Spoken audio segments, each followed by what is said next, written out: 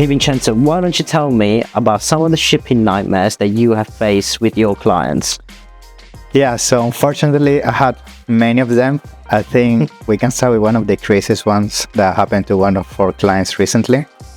So basically, he was shipping by sea from China to the States. And this client, basically, we ship a whole container.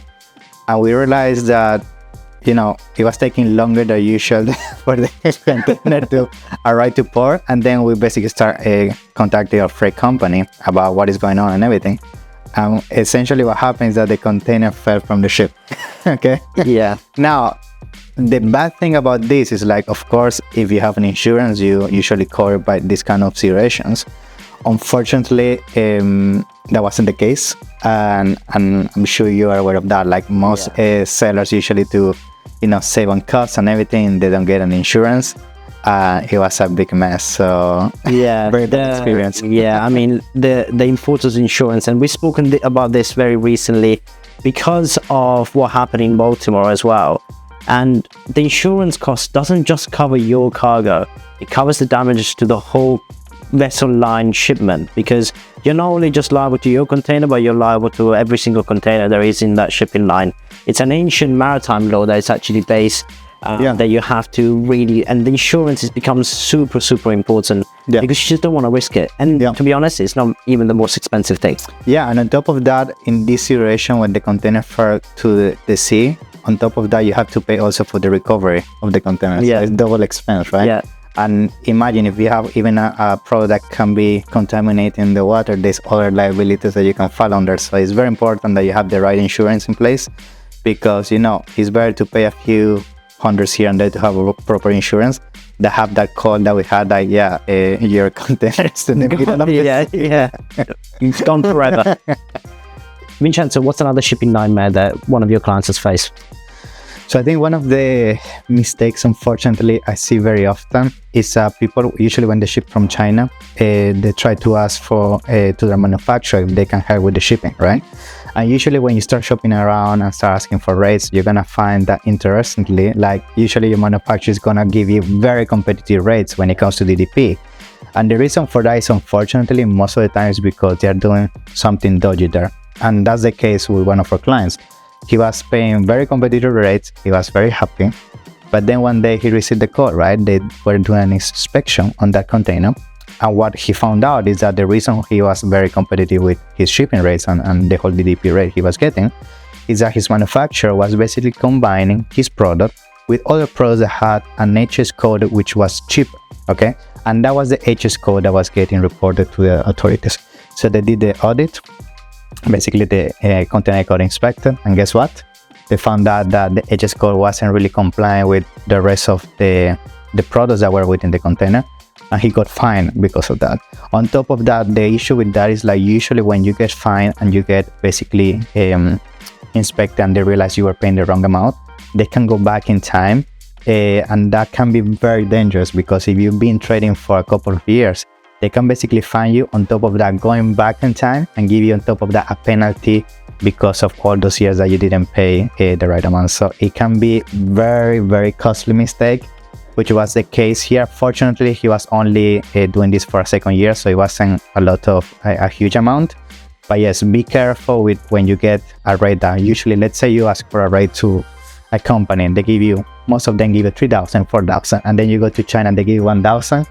Most likely it is appealing. Like that. Yeah, it is an appealing cost, but from my experience working with KATA Global Logistics is we do the customs clearance in-house and we do the valuations in-house, so we do the HS code check. We can also provide an HS code review to kind of understand, actually, are you getting charged and charging the right HS code to the type of product? Because it's simply so important. If you fall into the category that your client just fell in, it is much costlier to deal with that instead of paying one shipment a little bit cheaper.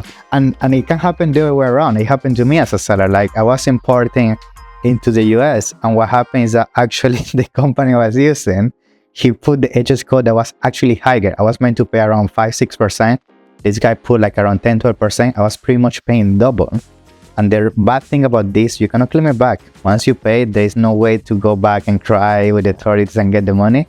So be careful that you're also on top of when you import to, for example, the US, you have a proper company like KATA that can help you figure out if you're using the right HS code, because you can underpay and get a fine, you can also overpay and also lose the money. So absolutely. And as a final point, actually, for Europe, there's actually something called a EUR1 certificate. Actually guarantees the tariff code for you. So for whatever product, for whatever SKU that you have under that HS code, it guarantees that percentage that you're paying in that particular country, which is something that KATA can do. And I think it's the main thing with duties is, your business trying to guarantee that bottom line, right? And trying to pay as less as possible and guaranteeing that's the correct one.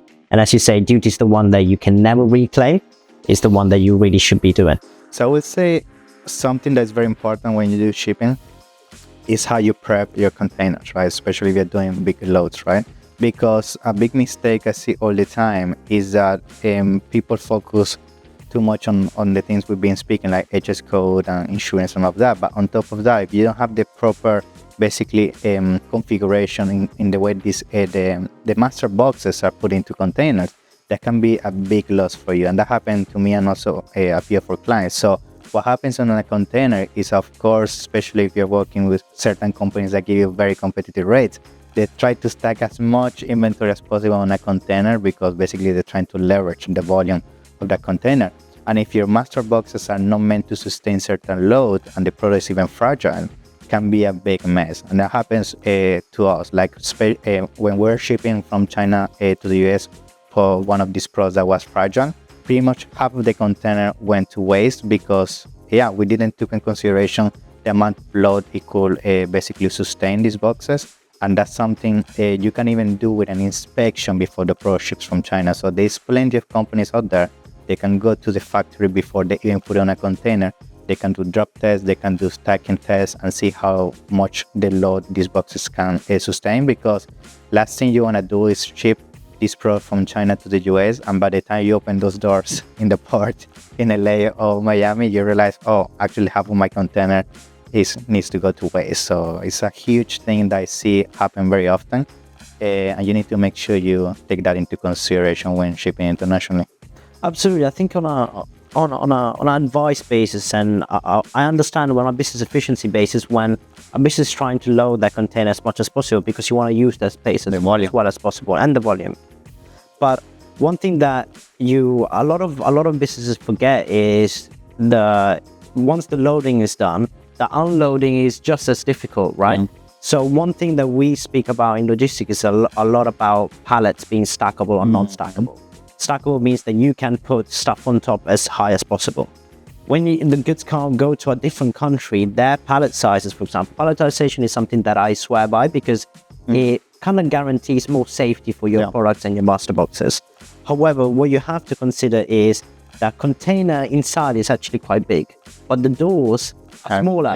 So you can open the doors, but actually all of a sudden you can't get the goods out.